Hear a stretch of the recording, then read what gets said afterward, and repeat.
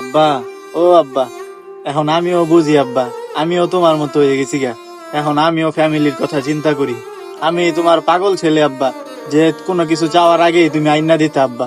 কোনো কিছু তোমার বলাও লাগতো না, বলার আগেই আইনা দিতা। কিন্তু এখন বুঝি আব্বা, তুমি কত কষ্ট করে আমাদের জন্য সবকিছু করতা।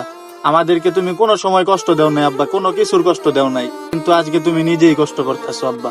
চিন্তা করো না আব্বা, আমি আছি, মৃত্যুর আগ পর্যন্ত তোমার সাথে আছি। কোনো সময় তুমি হাল ছাইরো না আব্বা। তোমার এই পাগল ছেলে সব সময় তোমার পাশে আছে। তুমি কোনো চিন্তা করো না আব্বা। এই প্রবাসে না আসলে বুঝতাম না আব্বা, এই দুনিয়াটা কত কষ্টের। কত কষ্ট কইরা এই দুনিয়ায় থাকতে হয়, কত কষ্ট কইরা এই দুনিয়ার মধ্যে চলতে হয়, ফ্যামিলির মন রক্ষা করতে হয়। কত কষ্ট, কত জ্বালা যন্ত্রণা সহ্য কইরা আব্বা এই দুনিয়ার মধ্যে চলতে হয়।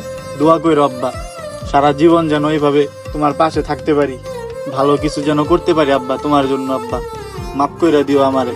এখনো পর্যন্ত তোমার জন্য, আমার মার জন্য, ফ্যামিলি কারোর জন্য কোনো কিছু করতে পারি নাই আব্বা। চেষ্টা আছে আব্বা, ভালো কিছু করবো আব্বা, সবার জন্য ভালো কিছু করবো আব্বা, দোয়া করো।